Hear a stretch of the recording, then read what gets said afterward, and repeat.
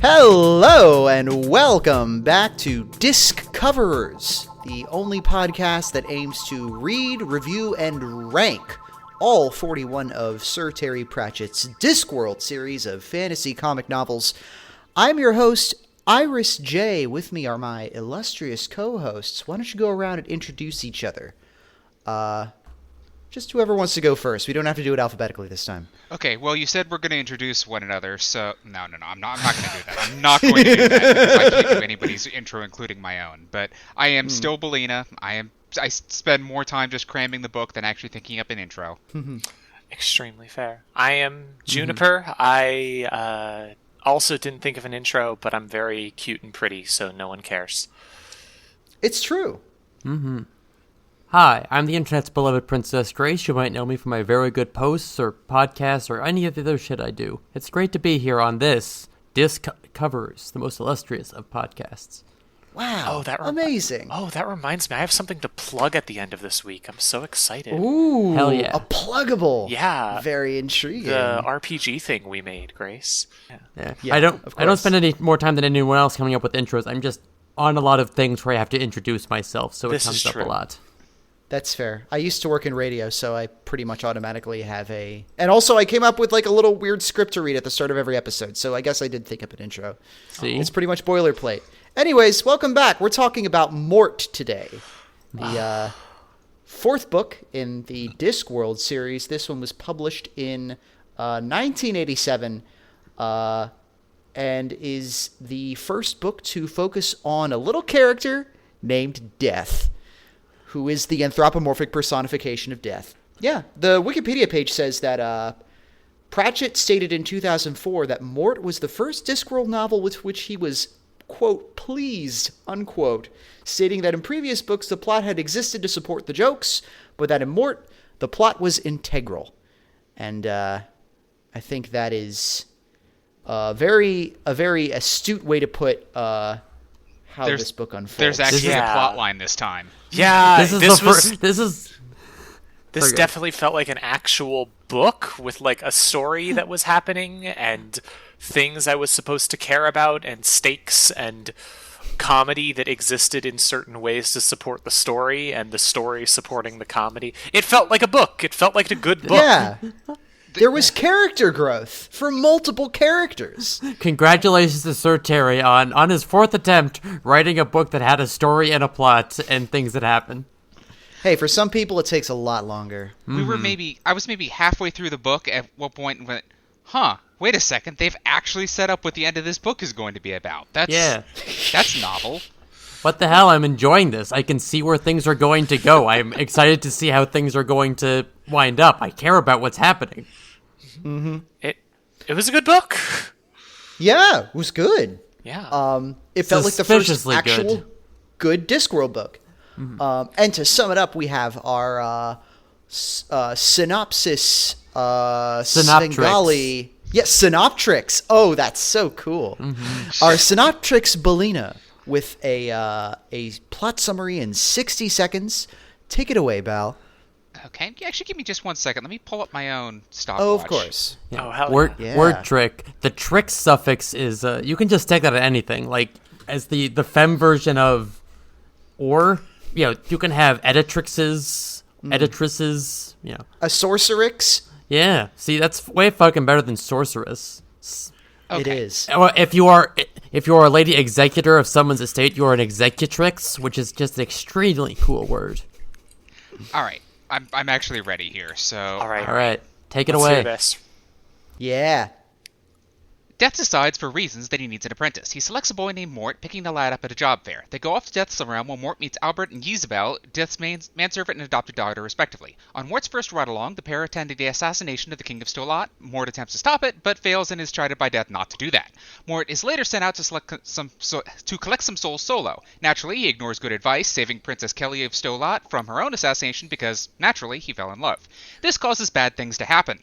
The universe knows that Kelly is supposed to be dead, and its attempt to self-correct caused the the reality in which she survived to slowly collapse inwards, while even in her reality, the princess is ignored by most.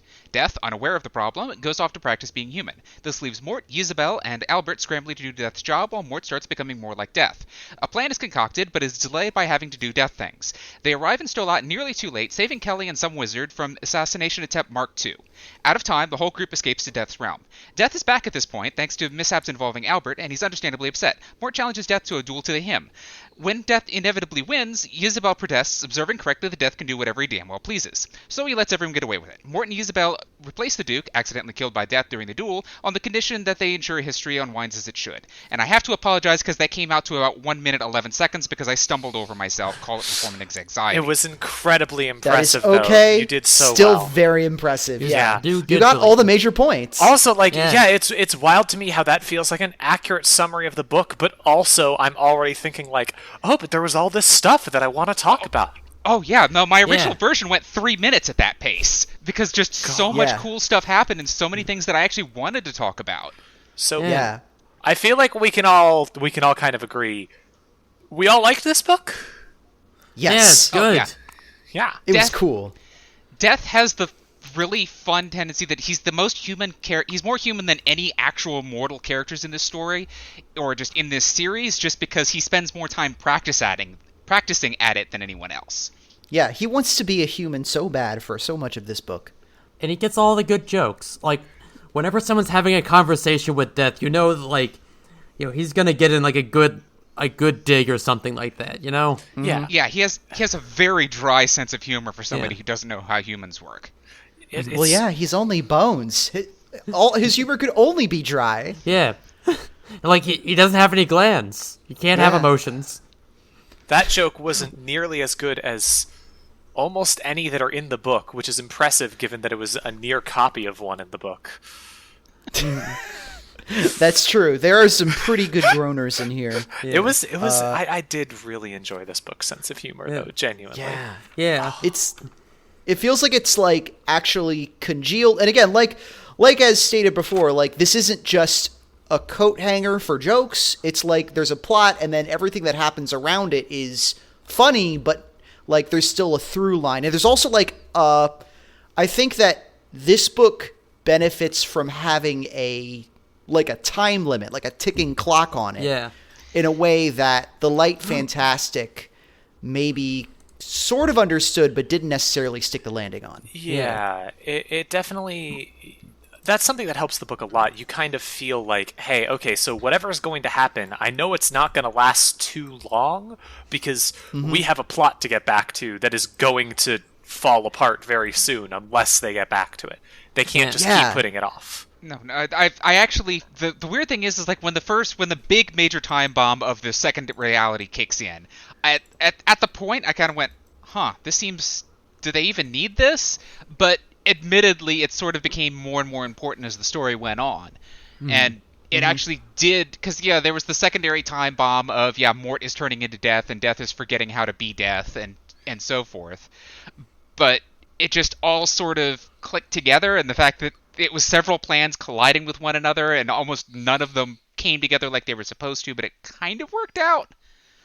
I mean, I think that's something that Pratchett is good at and definitely gets better as time goes along, kind of juggling all of these different things and then having them collide with each other in interesting and thematic ways. I don't think it completely works here, but it works better than it has in a lot of other books I've read, and it's definitely really funny all the way through. Mm-hmm. Absolutely.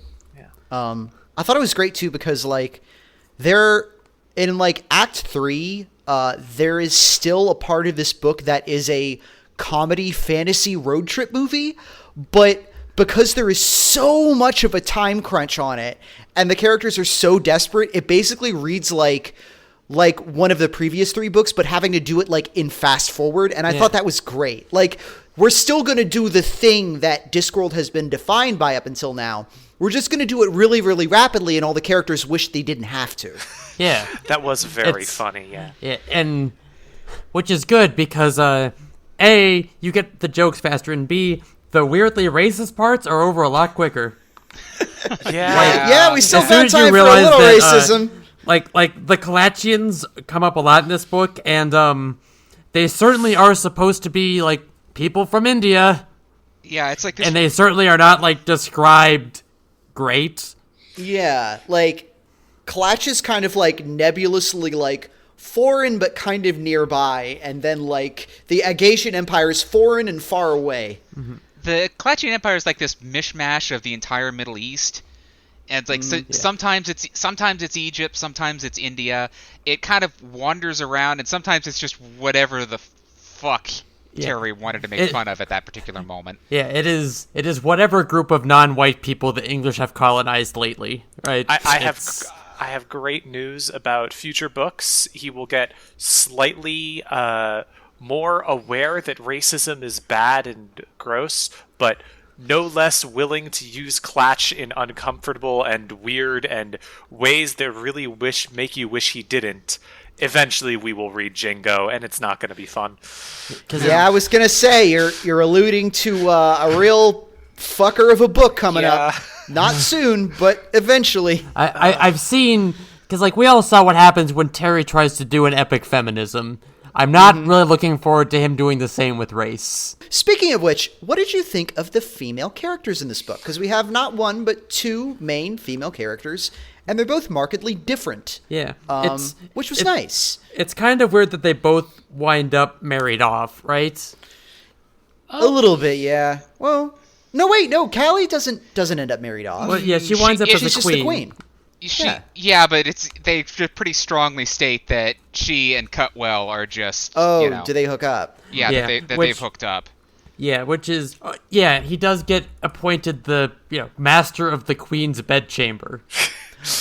which is weird after all of the jokes about how wizards are celibates. Like, yeah, he's like, they make a lot of incel jokes about him. There's even like a point where it's implied magic is stored in the balls. There's a brief moment in the ending sequence where they both mention that Cutwell hasn't really done any magic lately, has he? So oh my God. They're being pretty overt about it. That's I really liked both of the characters here, mostly because they felt like actual characters.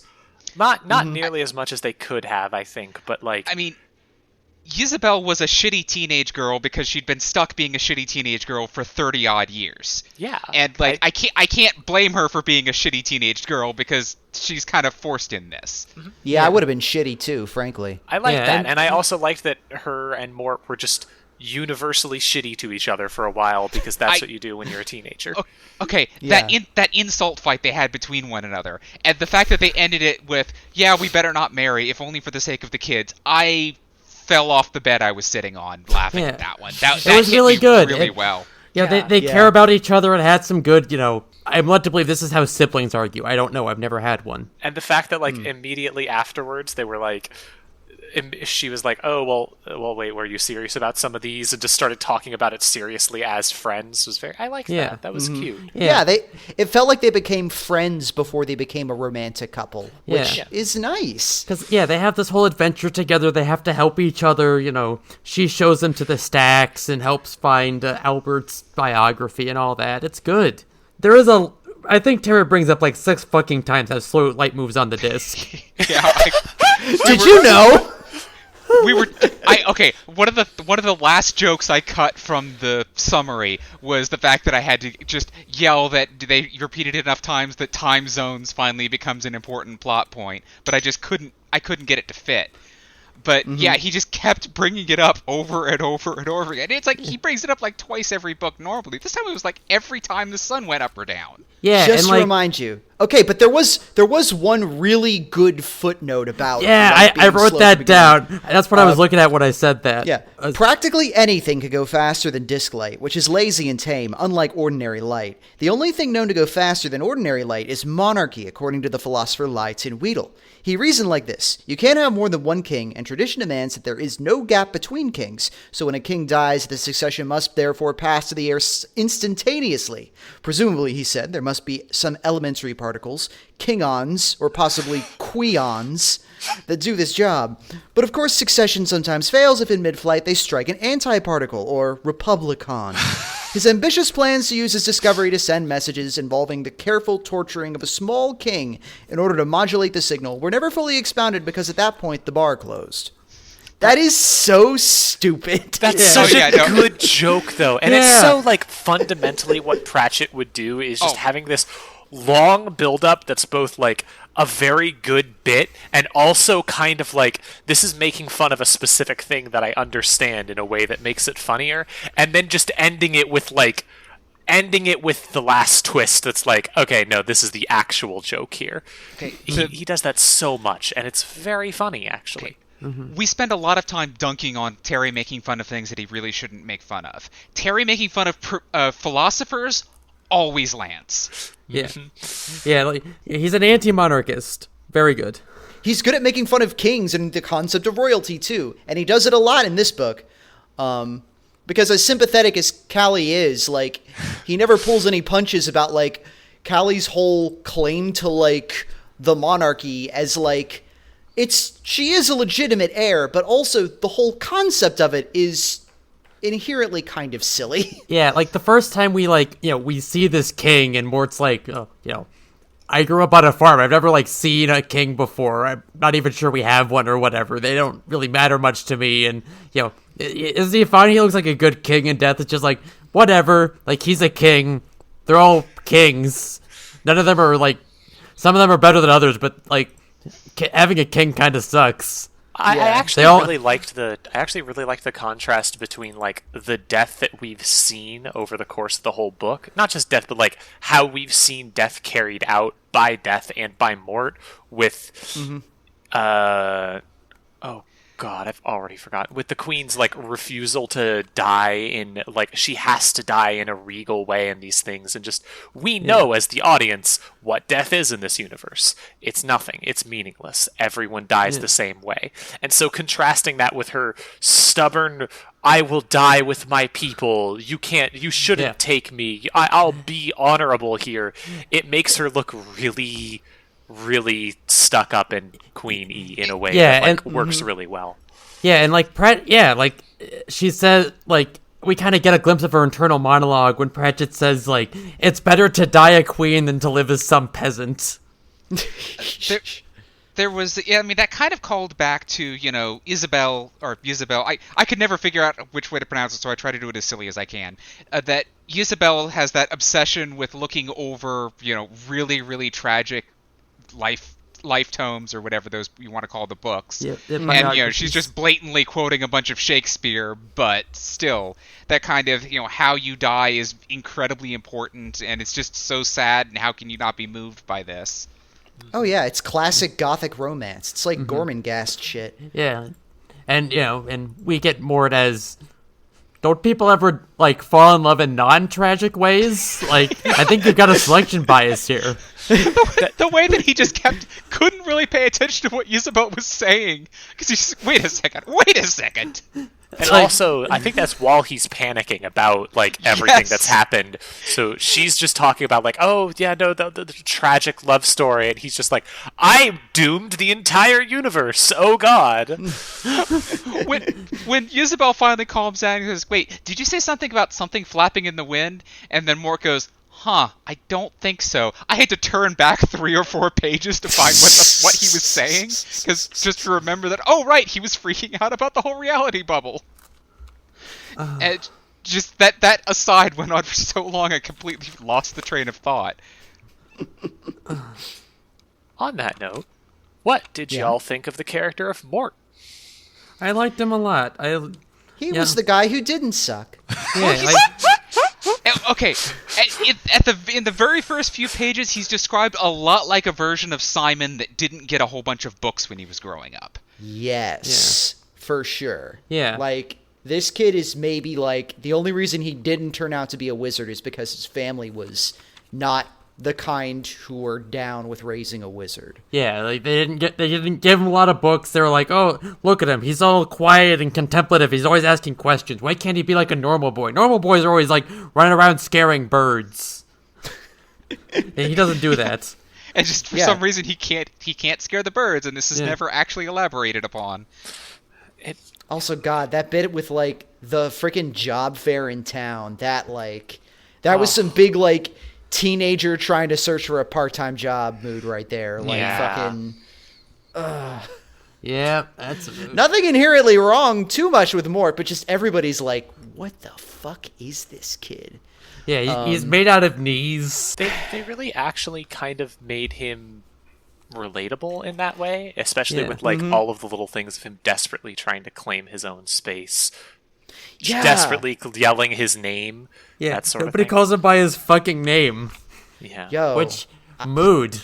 yeah, I wasn't heard gonna say trans, but there's maybe a hint of a vibe I can vibe with there, where it's like, oh man, fucking trying to fight for identity against a very concept of the universe itself. Yeah, you know that thing where you come out, you change your name, and your family doesn't dead name you or misgender you.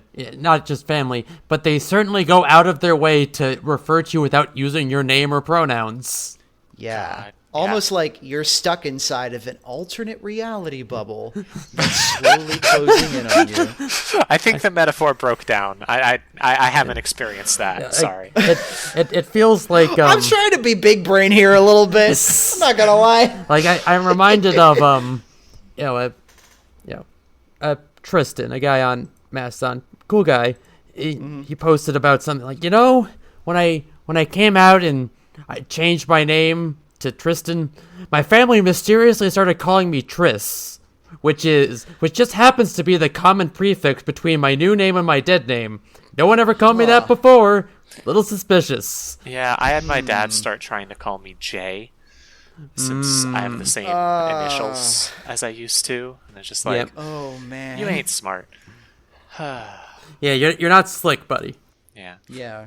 But I genuinely really liked Mort. I enjoyed his characterization over the book. It felt like he was making poor decisions, but also whenever he made a poor decision, I was like, yeah, that's fair, honestly. Which is about what you want from this sort of story, I think. He's only human, and he's being given a responsibility so amazingly disproportionate to like what any one person should have to do. There was a point where, after Death had disappeared and everybody was scrambling to try to do Death's job, that I was sitting there going, there are some versions of this book out there in some other universe where Death never comes back, and it's just these three chucklefucks trying to run the Department of Death. Oh yeah, trying to run the universe. That would be the series after this for sure. Oh, yeah, Death just working a part-time job, as a short order cook in the Mended Drum or whatever. Yeah. By the way, speaking of that, I do love that it's I guess Sir Terry took a cue from Superman and was like, oh man. So I've portrayed Death as kind of like a scary guy in the past, but he needs to be relatable for this book. How do I portray that to readers? I'm going to have him save a cat early on.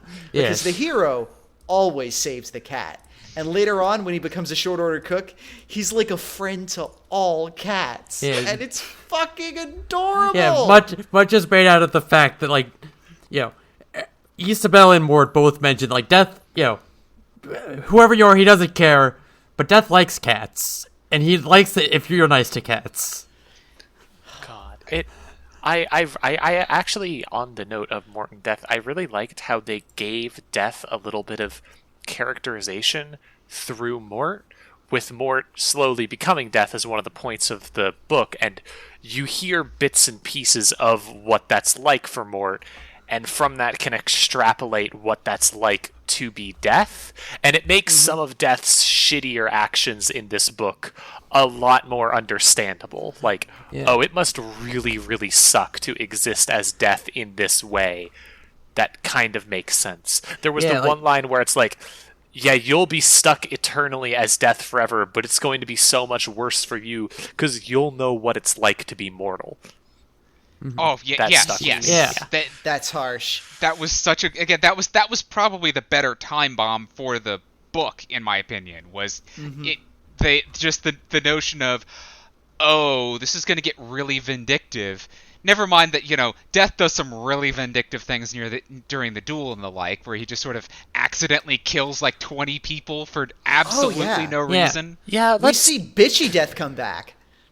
Yeah, that was unexpected. Yeah, and that's kind of the whole, like, if there was like one thing that resonates throughout the book, it's like, Death's whole thing is like, that's the first thing like we learn is there is no justice, there is just us. Like, Death isn't concerned with like isn't concerned with ensuring that bad people die or that good people live, or even the opposites.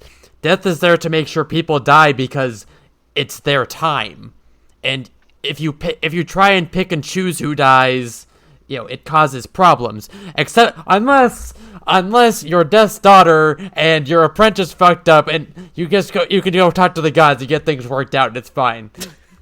I guess it's okay for Death to pull strings for you sometimes. Circumstances, yeah.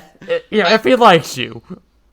I mean, that was kind of the point, though, was that Death spends all his time saying, I have to do this a certain way. It has to happen exactly like this. This is my duty. And then they there's stuff all over the book of just Death just telling his duty to go screw off. Yeah, he bails without any reason.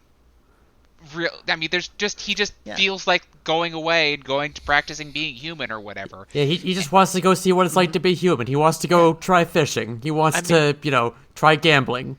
I've had someone compare this book in the past, and this is something I'm going to do possibly more than once on this podcast, but compare it to Reaper Man, because both have a similar plot of Death takes a holiday and starts to act more human. But I don't really agree with the comparison, now having finally actually read Mort, because Mort doesn't feel like a book about Death, so to speak. Death is a character in this, but the Death isn't the main character. Mort's the main character. This is a book about Mort, and Death is just a side character who is very important because of what he Mort's represents. Boss. Yeah, exactly. Reaper Man is the book about Death, where they go into what Death's duty is and what it means and what it is to be Death.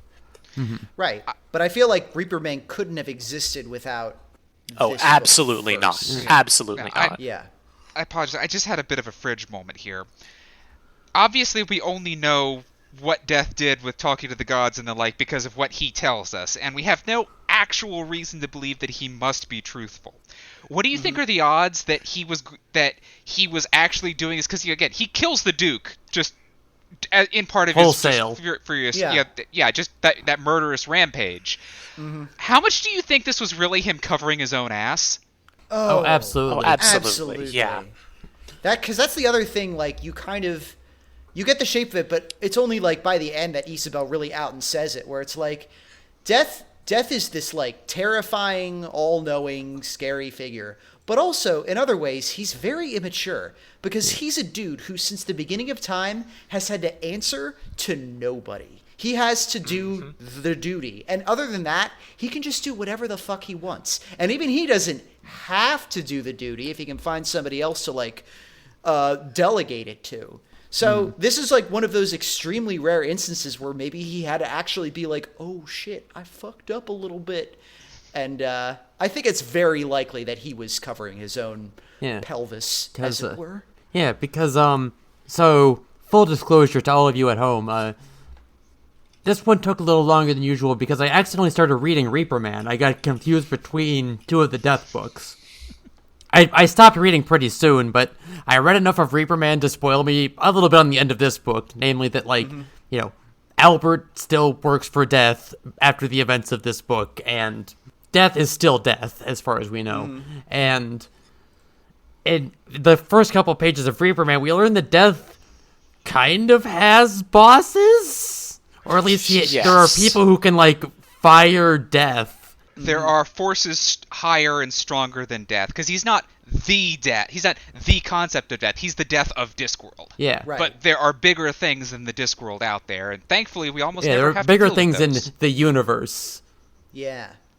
And not just the dungeon dimensions. Yeah. Terry actually refines it a little bit by Reaper Man. I really like that Pratchett stops using the dungeon dimensions so much. Yeah, it That's only comes one up once in this book and very passingly. I mean, I feel like that's how it should be. I like this book in that relation a lot more. Yeah. I don't like the dungeon dimensions as an enemy. There are a lot of like little quiet snipes at like the Light Fantastic and the Color of Magic in here. Yeah, like the fact that they just kind of make the one little side joke about the dungeon's dimensions, and it's just sort of a joke. And also, just as a tiny aside, I don't know if anybody else noticed this, but Cutwell did read the number 8 3 times in a row when they found the little picture of Alberto Malik in the book. Oh my god, you're right. So we've already dropped that. Yeah, it's no longer actually super important. I mean, the number 8 is still incredibly important. Oh yeah, but it's more just like, oh, unlucky 13, and not like, if we say this, we'll die. Yeah. Yeah, it's just one of those little side things. Just like we see the Rite of Ash Kente come back, and Rincewind is in here very briefly. Yeah! Rincewind is there being an idiot. Yes, Yes, he's accomplished nothing. It's so great. Technically still counts as a Rincewind book. Yeah, he's a shitty little assistant librarian whose job is to, like, organize the librarian's bananas or some shit. He has no actual, like, he doesn't do anything with wizarding. Honestly, that's another reason that this book kind of feels like one of the first real Discworld books, so to speak. It's full of just like, hey, here's Rincewind. Rincewind is still here and hanging out and, like, exists. The librarian is still a monkey. Yeah. There's a bunch of shit going on. At the end of the book, things are slightly different than they were before. And another way, although this is looking forward, is that things are going to stay different. These characters come up again. It establishes an overarching continuity. Yep. Which is something the previous 3 books, they had, like, references, but they didn't have this idea of, like, okay, so, like, this book happens, and then the consequences of this book will be echoed in later books. It makes Discworld feel more like a world, and not just as, like, a collection of jokes about the fantasy genre. Yeah. Yeah. Ankh-Morpork is starting to actually feel comfortable at this point. It doesn't feel like this is the city where you go to die, even though they do make the jokes about, like, the shades and stuff. It feels like a city. Yeah. It feels like a normal city. I like that. I love Ankh-Morpork. I'm so excited to see it grow. I keep getting caught back and forth here on all these little jokes, like the gag about the model of the Discworld in Death's study, where it was saying that, you know, it was the diamond sands for the deserts and the jewels for the rivers and the precious stones for the cities, and the only one it mentions is the fact that Ankh-Morpork is represented by a carbuncle. I really loved the gag of, like, when Albert goes back to Discworld and immediately asks for a drink, and they're like, well, you can go to the drum. He's just like, oh, the drum's still around from 2,000 years ago. Like, everything else has been destroyed. But yeah, they rebuilt the bar a bajillion times. And he blows it up again. Yeah, because they had a 2,000-year-old bar tab for him, and wouldn't serve him until he paid. Yeah. Oh, so good. So the drum has been blown up yet again. It'll be back next book, no problem. That was great. That was a great little bit. Yeah. Who keeps building bars on top of this? Because it seems to be just a death sentence. Well, it's a pretty popular place. Like, everyone knows about the drum. Yeah, I suppose. You just assume that if you visit Ankh-Morpork, there'll either be a bar or a charred pile of wreckage that once was and soon will again be a bar. Yeah, I mean, so you just have to wait long enough. Yeah, like, you know, last time it burned, well, one of the times it burned down that we know of, it was arson to collect the insurance money. Yeah, they probably rebuilt it pretty quick after that. And the great part about calling it the Mended Drum is that you don't even need to change the name after you rebuild it. Well, it was the Broken Drum last time. Yeah, it was the Broken Drum in the first book. It's like that was apparently the start, because Malik knew it as the Broken Drum as well. So they've been calling it the Broken Drum for like 2,000 years. And they finally just, some new guy came in, redeveloped the property. I guess he was trying to make it trendy or something, and called it the Mended Drum. Well, trying to turn it into a gastropub. Well, look, if if the broken drum burns down and you talk about it, people are going to be like, well, didn't that burn down or whatever? But if you call it the mended drum, people are like, oh, it must be fine now. I just remembered there is that section with Death just drinking through everything in the drum, and the bartender very explicitly wants it to be a big trendy place. Yeah. Oh god, yeah, I do remember that. Yeah, it's a bunch of like the weird liquors that are like in the back of every bar, but like nobody actually drinks because they're in complicated cocktails that nobody knows to order. Yeah. And they're expensive, right? You got to ask for like, oh yeah, I'll have a $30 whatever. Why not? Yeah. You have some Cointreau on stock, do you? Or like some blue curacao, and it's like, I guess. I felt that in real life where it's like, I've been to bars where there's like a billion bottles behind there, and I'm like, okay, I can name like 6 liquors off the top of my head, and those combine to form most of the cocktails I know about. There's no way they need all of these. Oh yeah, they're there because they look fancy. Because like, if you order a drink with one of those, like, you have to specifically ask for the top shelf liquor, otherwise they will not give it to you because it's expensive. Right. They'll just pull out of the wells underneath the bar. Yeah, you have to say, like, give me the tequila in the skull bottle. I want it. I'm willing to pay for it. I want Dan Aykroyd's skull juice. Yes. I do actually have one of those skull bottles in the pantry. Fuck yeah. I found it in the recycling once. I did not drink whatever the hell was in it. Nice. Oh, that's so good. I know my folks have at least one little airline-sized bottle of it entirely just for the novelty. Oh, yeah. Like, come on. It's a bottle in the shape of a skull. How do you not want that? Yeah, like, I like weird bottles. I went to the craft store once. You get one shaped like hearts or like light bulbs or, little round bottom mana potion bottles. It's fun. Yeah. I actually, like, the character of Albert in general, like, part of the problem is, like, a lot of his point is that he is boring because he's 2,000 years old and doesn't really have anything to do with his life anymore. Yeah, he's a butler. The fact that first of all, the fact that he did the Rite of Ashkente backwards and it sort of sent him to death is a pretty good joke by itself. Yeah. He summoned himself to Death's realm and it fucking worked, apparently.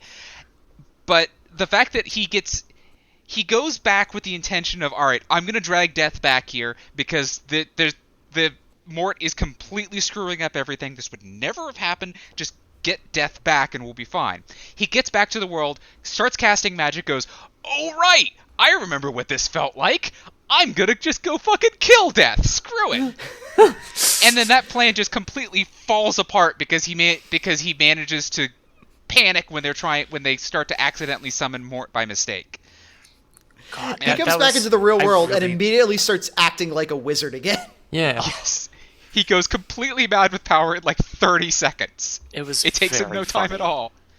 Yeah. And there's a bunch of good shtick with, like, because he comes back as like a statue of himself, right? Like he inhabits. Okay, what happened here is they built a statue where he disappeared. And when he came back, there was a big explosion that destroyed the statue. Yeah. So everybody assumed the statue turned back into the real Alberto Malik. Yeah. And everyone's all afraid of him and, like, worried because, like, the statue's been... He founded the university. The statue's been there for 2,000 years. And so everyone at some point or another has, like, peed on the statue or written their name on his dick or, whatever. Right, because it's the Yunzian University. It's like the worst it's like a super-powered frat house. Yeah, the only thing worse than frat boys are wizard frat boys. Yeah, so of course it's been the subject of pranks for thousands of years. Yeah. And the fact that Malik is just honestly befuddled by all of this and he never figures it out. That's the best part, is nobody ever explains the joke. Yeah, because because if you were the statue and you were mad about getting peed on, you would already know. Why explain it?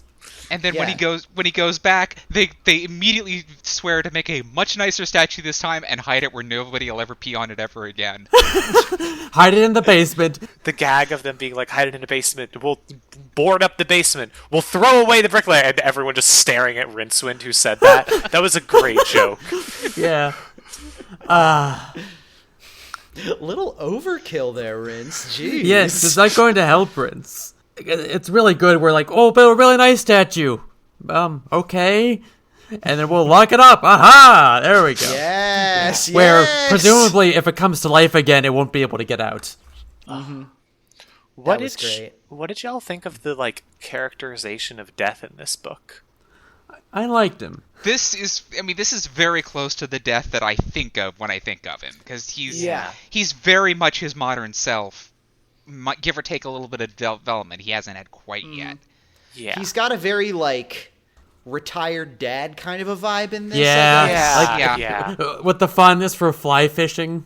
Yeah. And also, like, he's very, like, he takes his work very seriously. It's all about the work, and one day this could all be yours, boy. But, like, also, Mort. like, he is absolutely willing to, like, dick around and shirk that off and shit. Yeah. So it's interesting, like, even though he is, like, this incredibly all-powerful being, you do also sort of get the sense that he's, like, puffing himself up a little bit. Yeah, and, like, that carries over into, like, his decor for, like, his house, which is, like, all totally black with, like, scythes and skulls and shit everywhere. Yeah. Which, by the way, I want that fucking house. Yeah, mood.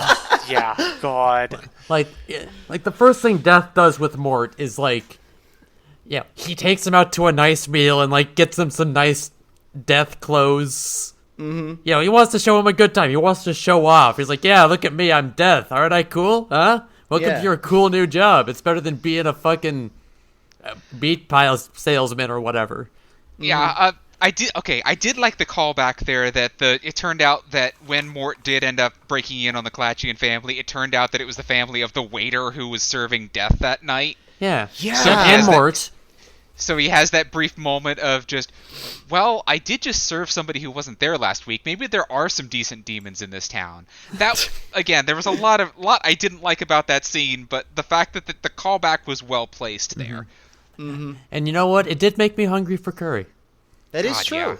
Yeah. I very strongly debated running out to get curry before this. Speaking of food, I wanted to bring up another completely bananas footnote. Page 94 in the paperback, if you're reading along. The first pizza was created on the disc by the Clatchian mystic Ron Revelation Joe Shuwati, who claimed to have been given the recipe in a dream by the creator of the Discworld himself, who had apparently added that it was what he had intended all along.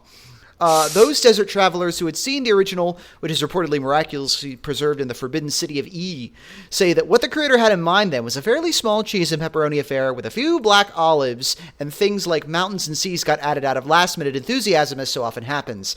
After the schism of the Turnwise Ones and the deaths of some 25,000 people in the ensuing jihad, the faithful were allowed to add one small bay leaf to the recipe. The Discworld is the shape that it is because its creator really likes pizza. Yeah. I mean, mood. Yeah, that makes sense. It's weird to have the footnotes start showing up, because those are such a major part of, like, late Discworld. There's only a few here, but the ones that are here are completely, like, around the fucking bend.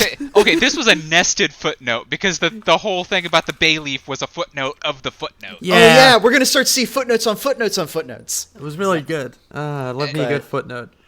I'm glad that pizza exists in the Discworld, and not only that, but it possesses great cosmic significance to at least some people out there. Mm-hmm. So, did y'all notice how many, like, weird Princess and the Pea jokes he made every time Kelly showed up? What, that she could pee through a dozen mattresses? Okay, yeah, the fact that scared Mort when he heard it the first time, then he hears the joke again later and goes, oh, thank God, that's what he meant. A character acknowledging a callback is just master tier. Mm-hmm. There's a lot of good dialogue bits. If you don't mind me ping-ponging to a totally unrelated part of the book that I just really liked, as a comic author. I did write down challenge pissing princesses in my notes here, so there it is. Right after a bit about a nice bit of wordplay with cutting the air with a knife. If you can piss 6 feet straight up into these mattresses and not get wet, we'll give you the kingdom. We'll fuck your wife here in Stolettes. Guaranteed. But yeah, there was a scene where right after Cutwell and Mort and the princess all convene in the princess's bedchambers, where Cutwell fires a crossbow bolt directly through Mort. Mm-hmm. And as Mort and the princess are essentially having sort of a catch-up conversation about, like, okay, so here's what's going on, here's the problem with this whole reality thing or whatever, we see Cutwell in the background kind of piecing together that Mort isn't entirely corporeal, and him like taking measurements and like checking like the angle of his shot. And like in my cartoonist brain, I was like, oh, if this were a comic or a TV show, this would be a really easy way to add a funny visual element to what is otherwise a very dry conversation. Yeah. And I was like, ooh, Terry, using that like TV brain for like power now. Yeah. And honestly, it works really well as a bit because you just see him constantly being like, could you please hand me the crossbow? And just saying these things. You're like, he's obsessed with this, I get. And then the reveal of the end and then he aimed his shot and shot him right there, was just like, oh, I get it now. That's a good joke. The next thing you know, there's a crossbow bolt sticking out of the bedpost because it just went right through Mort.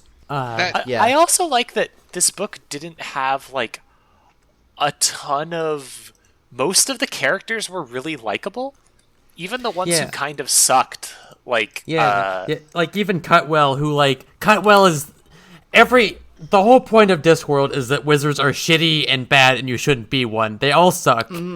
But even Cutwell is like he's a huckster. He's kind of a, his whole he spends most of the book like barnacling himself onto the princess and enacting this harebrained scheme to get some kind of status.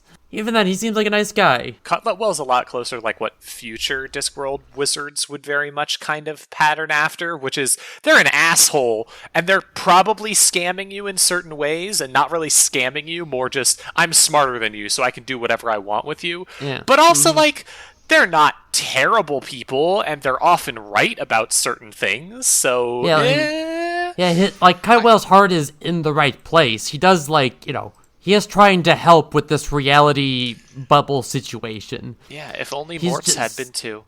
Yeah, he's just...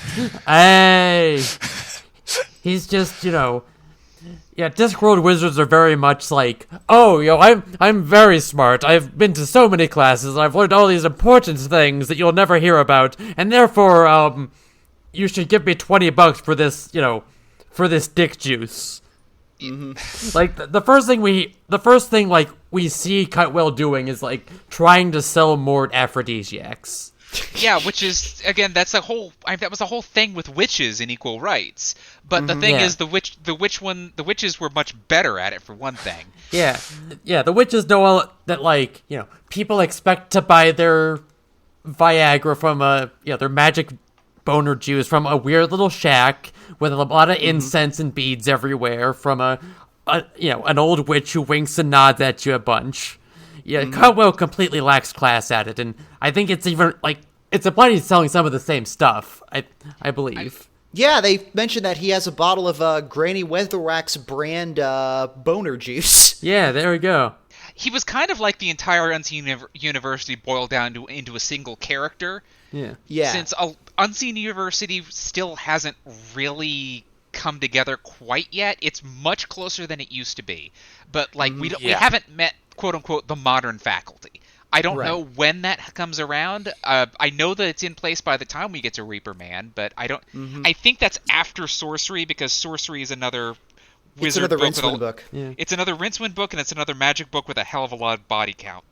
Yeah, I really think it's, and when they show up, they're very similar to this. This is kind of what they're like. Yeah. Not the worst people around, and sometimes you could even rely on them. And if they're the hero, they'll be a pretty okay person.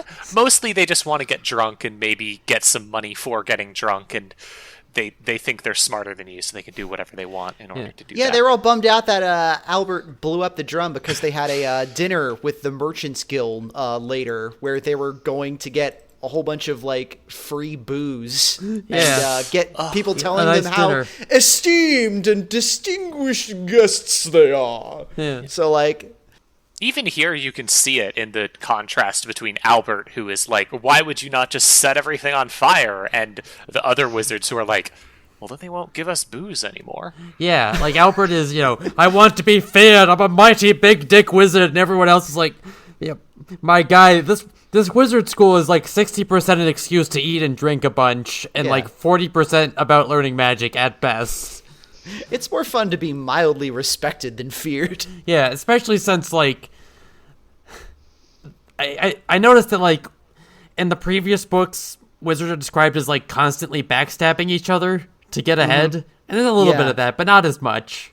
Yeah, they're slowly calming down on. Again, Unseen University will sort of like I want to say ossify is the word that comes to mind, but that's probably not quite right. But like when we meet the modern faculty, that modern faculty will be around for the rest of the series. They congeal like Jello. Yeah, that's probably more correct because there's a lot more shaking around without actually accomplishing anything.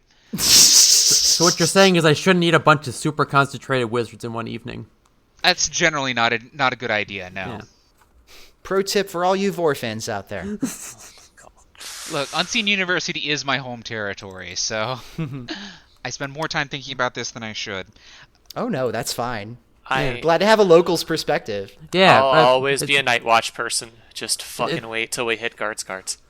Oh, While we're on the subject of shitty wizards, you like the fact that there was that very long period of interrogating Albert and getting him to put together a spell that was supposed to help things, that plan just completely falls through, so they threatened Albert's life almost completely for nothing. Yeah. Yeah, Like, that plot kind of went nowhere. Well, Yeah. it did lead to, I mean, them doing that is why Albert went to go get Death. So it did actually become important, but not in the way that it was supposed to. Because even then, that plot derailed when he got back and went mad with power because, you know, he's a big dick wizard. Of course he's going to go mad with power. That's what power is for crying out loud. Yeah. I feel like Albert's scenes were maybe like written separately and then sort of woven into the book rather than as started as like of a piece with everything else. Yeah. You know what I mean? Yeah. Especially that Yeah. part. Which isn't like a knock against it. It is woven in there, but it does, like, if we're really looking for seams, that feels like a seam. Yeah, it does feel like Albert is mostly doing his own thing. Like, it feels like they're woven well when, like, you know, Mort and Isabel are going down into the stacks, into the old catacombs where the biographies of people who lived a long time ago were. Like, that part makes sense when they're trying to find Albert's book. And it was a neat way to tie up loose ends when the wizards were performing the rite of Ashkente. And Mort almost gets sucked in, but at the end, it was Isabel clocking him that brought him back to humanity. Yeah, meanwhile, where they go into another pyramid, which means Terry has to get another joke about people using pyramids to keep razor blades sharp. I saw that! We gotta have, it's still the 80s. We gotta have at least one joke about razor blades if we're gonna talk about pyramids. Guess what one of the upcoming books is literally called? Yeah.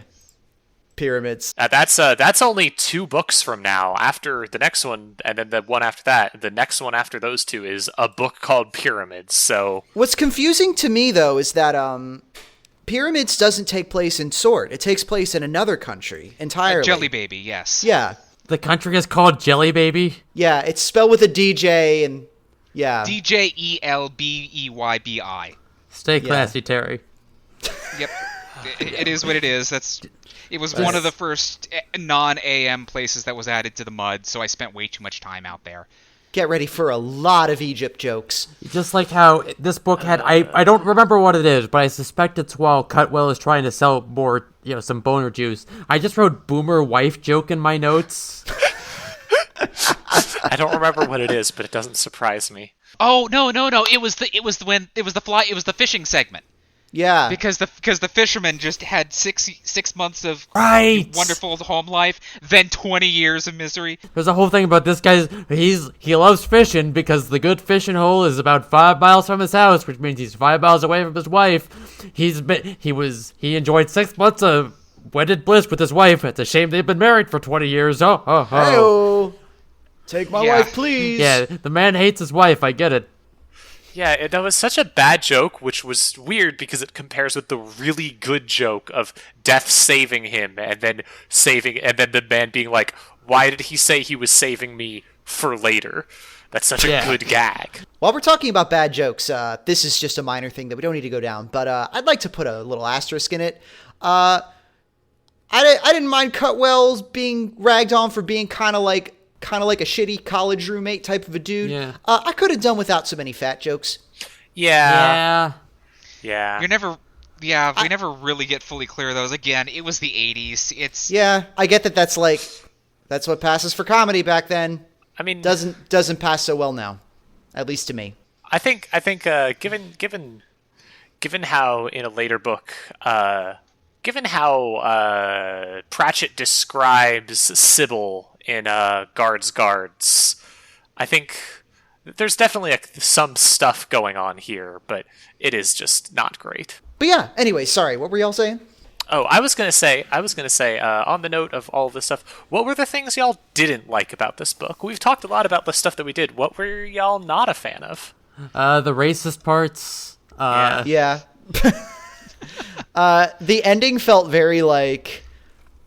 While the ending was better, the last, like, maybe 5 or 6 pages still felt kind of like Terry, like, okay, well, I'm done with this book. Everything worked out okay. Wrap this all up in a neat little bow. Happy ending. Yippee-ki-yay. Yeah. We're done. Yeah, I don't know if it originally had a happy ending is the thing. Yeah. Yeah, like, they go into that duel, like, they make it out sounding like Death is going to lose this duel because Death doesn't actually want to win this duel because Death would rather like to not have to be Death anymore.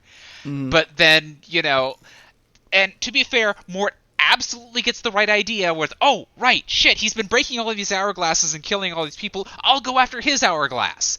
That's the video game weak point. Yeah, that would have been such a satisfying way to do it, and then it just gets pulled away. Oh, right, Death's glass doesn't have an hourglass. It doesn't have sand in it. It just is. So his sword just keeps going right through it, and Death goes, ha ha, you idiot. You have fallen into my clever trap.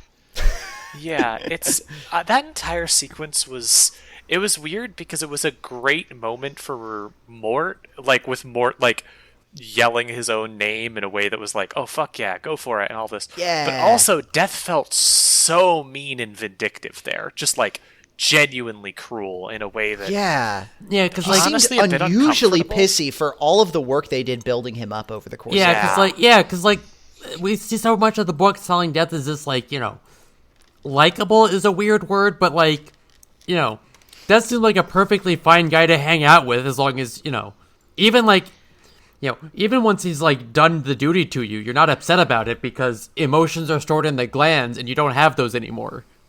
I think that I do remember that from Death's perspective, 5 minutes prior he was still a short order cook. Yeah. So he just had that life pulled away from him just like moments ago. Yeah. Oh yeah, no, definitely. I wish it had made that a bit more clear. At least made it clear. Yeah, because there was a long sequence there. Oh, just very tiny aside. I don't like just constantly pulling out plot holes, but the fact that the reality bubble is smaller than the castle, yet Mort looks around and goes, huh, what's that rampaging elephant doing here? When they haven't even gotten to Stow-Lot yet. Really fast elephant. Could really book it. Well, no, it's not that the elephant is there. But the elephant wasn't part of it.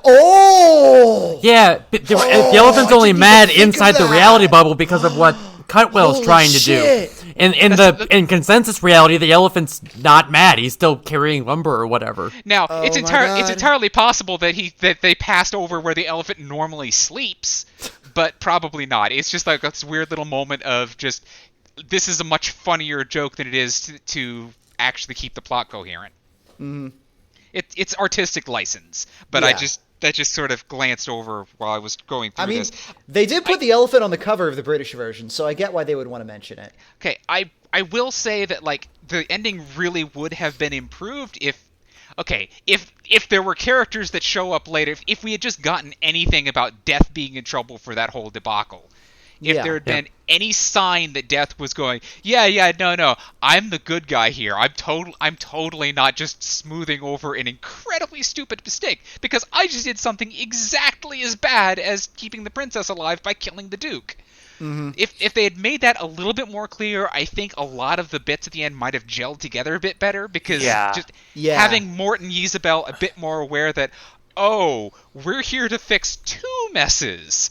Okay. Yeah, it would have been much better and funnier to see like Death getting chewed out a little, or Death like what it looks like when Death has to get things smoothed over with the gods would have been. Yeah, and also would have made all of the random hourglasses shattering feel a lot less oh god, that's a lot of people. Yeah, you sure did randomly kill a lot of people. Whoops. We kind of go over that, like, every time there's a heavy body count in these books, it's just, this seems like a weird way to escalate the situation. And the only reason they died is so that Isabel could point out, hey, look at all these people you're senselessly murdering. You really should have to answer for this. Yeah, and Death is like, I don't care, even though the whole reason he's mad at Mort is because Mort killed someone he shouldn't have. Yeah, because Mort cared too much. Double standard, much Death. Yeah. Which I guess is the point. Like, Death's supposed to be a piece of shit here. Yeah, again, I think a lot of it is that Death is on, like, this weird sort of whiplash of having been human and suddenly having it ripped away from him. He got a little taste of it, but just a taste. Just enough to make him miss it. Yeah. So, like, I understand him being a little bit berserk, but yeah, that escalated weirdly. It kind of felt like it was being theatrical. Yeah. Again, like, it seemed like Mort was supposed to attack the hourglass, because that was the big, this would have wrapped up the entire scene beautifully, because, like, Mort, you would expect, like, Mort hits the hourglass, Death screams, explodes, and then the dust settles, and we have to figure out how to go forward from here. Yeah, a weapon to surpass Metal Gear, so on and so forth. Yeah, exactly. But instead, the sword goes through, Death laughs, and suddenly we have to change course and make up a new ending. Hurry up, we got 5 pages left. Yeah. It felt... There's probably a draft somewhere where Death does die, I think. It felt like there were parts that definitely fell into some of those old problems, and it definitely didn't feel like Death was fully created as a character, if that makes sense. He's a lot closer, but there's still a lot of moments of him just being weird or bitchy or, like... not the self that you really come to recognize as Death from the rest of the books. Although, admittedly, like, having read this book and knowing what Reaper Man is sort of about, that's kind of the plot, so I guess it sort of works, actually. I don't know. I'm very excited to read that book. Yes. I don't want to keep talking about it, but I think it's basically a lot of everything this book does with Death, it does with Death, but much better. Yes. I think that's part of why I'm so disappointed with Death in this book, even though I'm not that disappointed. It was a great, I genuinely loved the book. Just, I know that another book does the exact same thing better. Mm-hmm. And it's got... No, I don't want to ruin it. But yeah, Reaper Man, good. Yeah. About 2/3 of it is really good. About half of it's really funny, and the other half is a good book. Okay. I did, before we started recording, I asked, why isn't there a Reaper woman? And the reaction I got makes me look forward to getting the Reaper Man. That's a ways past Reaper Man, but there's going to be sort of a Reaper woman. Sort of. Don't finally. Worry. Hang on. Hashtag girl boss. Can I just give a pitch for a character? Girl boss. Okay, imagine incredibly goth Miss Frizzle. Gay. I love it. Yeah, you're gonna be gay for this character. You are Grace. going to be so gay. I'm gay already. I'm already gay for this character, Grace. I'm so excited. I'm gay already. I don't know how to get more gay, but I'm looking forward to it. So it sounds like we're kind of winding down. Do we want to move on to the ranking, or was there anything else y'all wanted to talk about? I did want to mention some of my favorite terrible jokes. Yes, go for please it. do. So yeah, let me flip to where I marked my groaners. So fire away, Grace. So when there's a scene where Mort is trying to get the hang of his death powers, which is a weird way to put it, like the walking through walls and such. And there's these 3 thugs menacing Mort, and Pratchett even says, like, explicitly that, like, these are the kind of thugs that exist in fantasy novels so that the hero has someone to beat up who you won't feel bad about seeing them beaten up. And that was this really one guy's good. Yeah, this one guy's like getting all up on Mort. He's threatening him, and there's a lot of good back and forth. And the other 2 thugs hung back to provide immoral support. and then Mort, like, he backs up backwards through a wall and vanishes. And the thug, I hate fucking wizards. Well, don't fuck them then. The effortlessly pronouncing a series of dashes. Yeah. Yes, that comes back in a later book in an entirely different context. It's really good. I for a very brief moment, it's like, wait a second, I remember that coming up like 30 books from now. It's a long enough time that Terry, I assume, just expected everyone else to have forgotten it. Yeah. Yeah, because it's a very different implementation of the same joke. Someone's like, there's this whole like bunch of magical nonsense ending with sodomy non-sapiens, and sodomy non-sapien, what does that mean? Buggered if I know. Look, Albert's 2,000 years old. His jokes are the most dadly as possible. Yeah. There's a scene where a drunk elephant sees pink people. Yes. Yes. And a joke about being faster than the speed of night. That's great. I think my favorite groaner in the whole book was it's on page 76 if you're reading along, the Harper Torch paperback edition. Hey, it's Iris here in the editing booth. Just wanted to mention that Grace already mentioned this joke earlier in the episode, and I totally forgot. I am a big dipshit, and I am sorry. So please enjoy the joke again. Yeah, Princess Kelly awoke. There had been a sound like someone making no noise at all. Forget peas and mattresses. Sheer natural selection had established over the years that the royal families that survived longest were those whose members could distinguish an assassin in the dark by the noise he was clever enough not to make. Because in court circles, there was always someone ready to cut the air with a knife. Yeah. That's so good. The jokes here were really good. I really actually laughed a few times. Yeah, none of them maybe like put the book down and say "fuck you" out loud.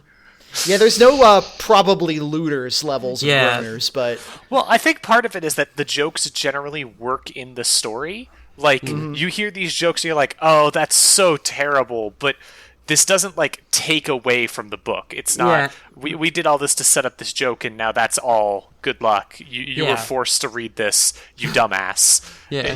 It's just good bits. The only other things that come to mind are this book has fewer weird Britishisms, or at least fewer I didn't quite get, but like makes a weird reference to whoever the hell Lord Nelson is. It's just a famous statue. Yeah, oh, I guess a statue that pigeons like to land on and poop on. Yes. Someone is referred to as a night soil merchant, and I have no idea, like... night soil is poop. Yeah, it's the stuff you clean out of lavatories and the like. This is actually an important plot point in one of the watch books. Yeah. Oh, there you go. The one thing I had to look up was there's mention in one of the banquet scenes in the Stolac Castle of jugged ham, and I didn't know what the hell jugged ham was. Is it a so I real looked thing? it up. Okay, it is a real thing. The technique of jugging refers to stewing whole animals in a tightly covered container, such as a jug or a casserole dish. In France, when you stew the animal in its own blood, it's called a civet. Normally, this technique is reserved for smaller pieces of game and fish, such as rabbits. Jugged hare is a very popular old European dish. So the fact that they could afford jugged ham and stewing a whole pig in like an enclosed container means that it was a very fancy banquet. So there's your little history lesson for the day. There was one I had to look up where like Rincewind mentions, I don't even remember walking under any mirrors lately. This was mainly notable because I just dropped the phrase walking under a mirror, and the first 3 Google results were people referring specifically to that line in the book going, what the hell was this joke? Yeah, what does It's that just mean? mashing together walking under a ladder and breaking a mirror. He's just mashing together 2. Oh, it's like it's a malapropism or whatever. Yeah, it's like it's not as obvious as like not the sharpest hammer in the bag or anything like that. It's not obviously nonsense. It's just it's just not really very well delivered, to be honest. Yeah, especially given that like it's at the end of these books don't have chapters, but they do often have page breaks when a scene changes. And this isn't one of those where like it has the cadence of a joke. It's like, it's where he usually likes to put his zingers at the end of a quote chapter, but if the joke doesn't land, it's just weird. I will say I looked up jugging, and I think if you were English, you probably wouldn't know what the hell this was either. In 2006, a survey of 2,021 people found that only 1.6% of people under 25 recognized jugged hare by name. 70% of those surveyed would say they would refuse to eat it if it were served.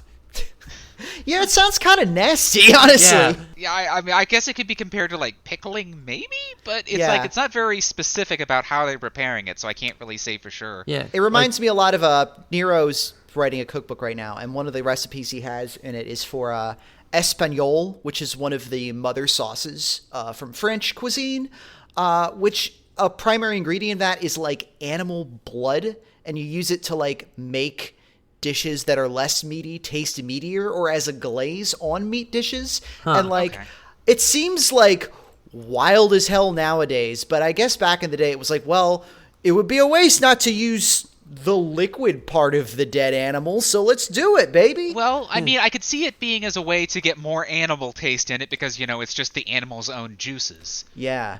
So I get it makes its own sort. It's just a very thick kind of stock, I guess. Mm-hmm. Cuisine is weird. Yeah, no, it's bizarre, but yeah, I could see it at least. Yeah. Also, there's a scene near the end where Death distracts someone by kicking them in the dick. Yes! That was Mort. That was in the duel. He kicks Mort in the dick, and that's how he gets the upper hand. That's what it is. Always a good strategy. Yeah, this has happened a couple of times now. Brinswin did the same thing. Mm-hmm. Yeah, Brinswin saved the day by kicking a Dungeon Dimensions creature in the Gwibblies. And he also saved, waylaid someone who meant to flower harm by, pretending to do wizard shit and then punching him in the dick. Yes. A lot of dick violence in these books. Yeah. You go with what works, I guess. Yeah, that's funny. And of all the times when we're flying high above the disc, the best one is the one that made me write Aurora Coriolis in my notes. Right, on this part of the disc, localized entirely in your stratohemisphere. The other thing I found out from looking up this book on Wikipedia is that Disney wanted to adapt it. Yes! Specifically, Ron Clements and John Musker, who did Princess and the Frog and such, bunch of other stuff, they wanted to make an adaptation of Mort, supposedly. There's like a little bit of concept art floating around for it, but there really isn't a lot. They apparently couldn't get the film rights, which is a shame, because I would have, as much as I know that Disney would have ruined it, I would have loved to see what they would have done with it. Yeah, it's genuinely interesting to me, and I don't know if they can ruin it worse than the Watch TV show is going to. I will... from the Wikipedia thing, it looks like there were a lot of adaptations of Mort, and that's not really surprising, because again, it's the first really good, easily adapted story, because it's already very cinematic anyways, because that's how Terry Pratchett writes. Yeah, it did in fact come out as a graphic novel, which I'm sure adapts the crossbow scene very well.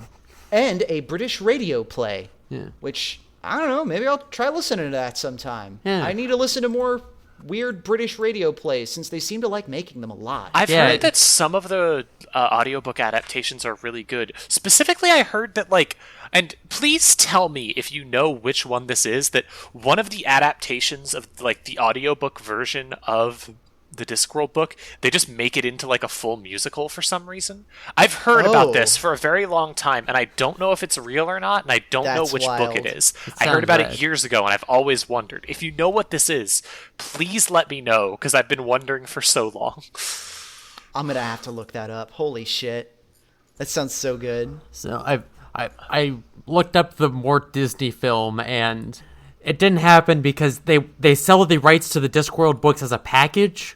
So you can't just option Mort. You have to option, all of them. So which means that in the nearby parallel universe where we got Disney presents Terry Pratchett's Mort, we would have gotten a whole series. Disney would own the rights to Discworld, or at least the movie rights. Yeah, that's a bullet dodge there, maybe. Yeah, so we would have gotten a bunch of Aladdin 2 ass Discworld movies. We would have gotten that series about Mort, Albert, and Isabel running the Department of Death and doing a really bad job of it, but it wouldn't have been very good. No. Yeah, which is a shame because that's a fucking charming idea. Yeah, it's a great pitch. That's what fan fiction is for. True that. So, speaking of fans, let's talk about rankings, baby. So, on our ranking list right now, let's go to the big board. We've got Equal Rites at number 1, followed by Light Fantastic at number 2, and The Color of Magic at number 3. Now, would we say that Mort was better than The Color of Magic? Yes.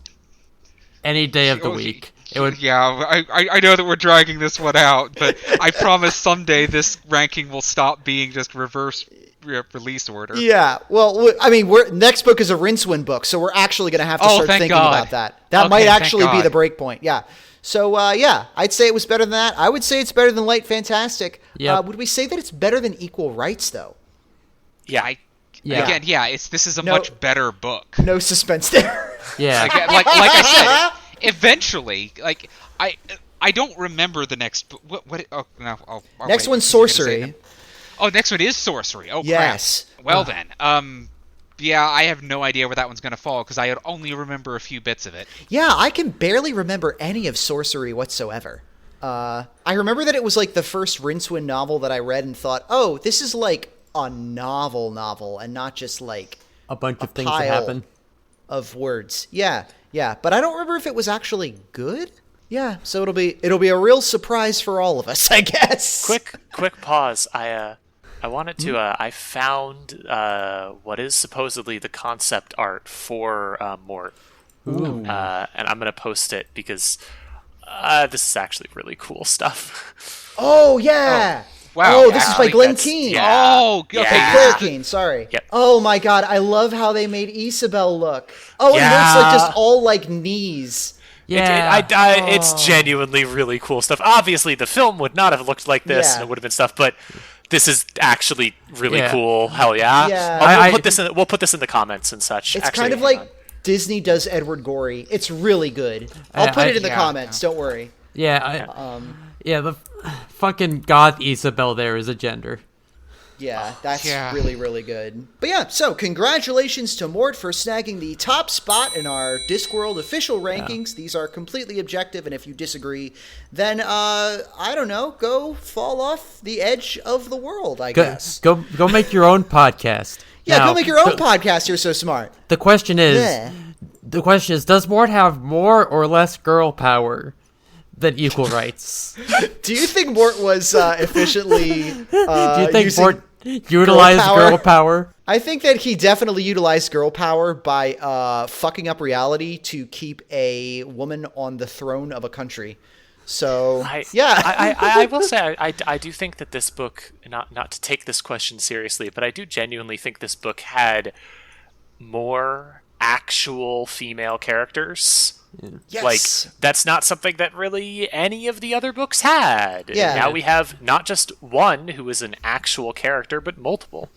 And they were different from each other. Even, like, in Equal Rites, Esk was pretty much like, I'm the only girl. And, like, Granny was there, but, like, they were two they were two characters separated by enough other parameters that they were, like, they couldn't really be compared in the same way that you could compare Kali and Isabel.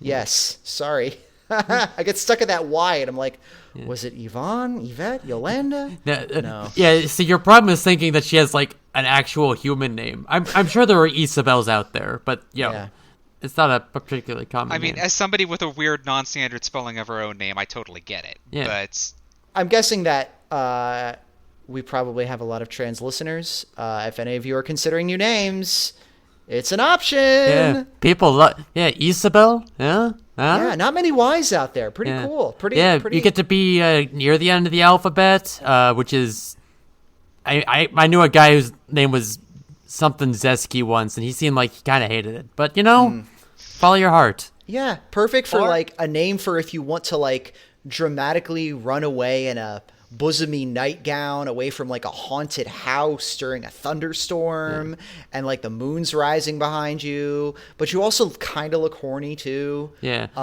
It is weird how much Terry goes into like describing these revealing nightgowns for these underage characters.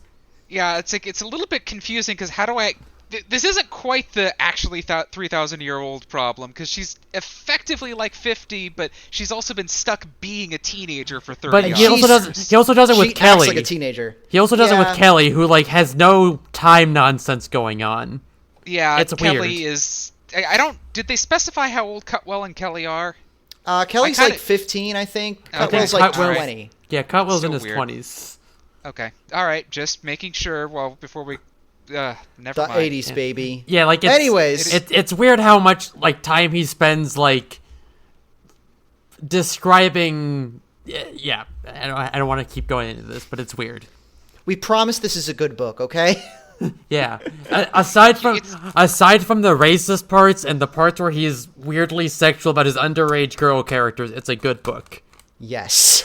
I will say, at the very least, they are both the two characters that get together are both teenagers. Like They I are assume both they're teens, aged yeah. up by the end, but like it's not. Here's an old dude hitting on a. Yeah, like Yeah. like Mort. Yeah, like Mort and Isabel are the same age, or at least close enough. They are both effectively 16, yes. Yeah. But yeah, that was Mort. Thank you very much for listening. We appreciate you checking out our podcast.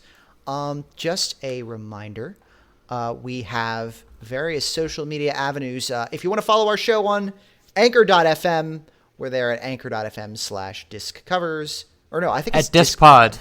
Discpod. I'm Discpod everywhere, right. We're also on Twitter at Discpod, and we're on Mastodon if you're part of the Fediverse? Yeah. At Discpod at queer.party. We also have an email account, disc@hypnovire.us. That's disc@hypnovir.us, where you can send us nice emails, nice messages. We always appreciate hearing fan letters. We might read your letter on the air. Yeah, we might. My name is Iris J. You can find me at Iris J Comics on Twitter and on Mastodon.social. If you like fantasy stuff, I also do a Dungeons and Dragons stream on Twitch every Wednesday with my friends. It's called The Help Action. We're raising money for the Transgender Law Center right now. We're not going to be doing one this week because there is a strike and boycott on Amazon, because fuck them. But we're going to be having more episodes every Wednesday, and we're going to start to do more like side stuff, like extra streams where we do like one-shots and whatnot on weekends pretty soon, which is a great segue into y'all's pluggables. Feel free to plug. I have to go last. Okay. Okay, I'll just go ahead and step out of the way. I am still BALINA, and I am still much easier to find in the show notes because I don't know how to spell anything properly. Hi, I'm the internet's beloved Princess Grace. You can find my writing, programs, podcast posts, and everything else that's fit to plug at princess.software, including some handsome copies of MSync, a command line Mastodon client on floppy disk that I will mail to you whenever for money. Hell fucking yeah. And I am Juniper, and you can find me on Twitter at // Juniper Theory. Please come follow me if you want to hear me endlessly rant about Blaseball, which I assume I will still care about just as much by the time this episode goes live in a month. Go Spies. I had the Magic. I assume also that the Magic will be just as bad as they are now. If the Magic have become a dominant force in the league, what have we done? Oh God, what have we done? Yeah, why did you send away Corey 12 and bring King Weatherman? You're a cursed We enemy. didn't want to. We weren't. The best part is we made Corey 12 really good before doing that. We sent away our worst pitcher, but first we made them a better pitcher than the person we traded them for because it's a stupid game. But It's the much more funniest importantly- fucking thing.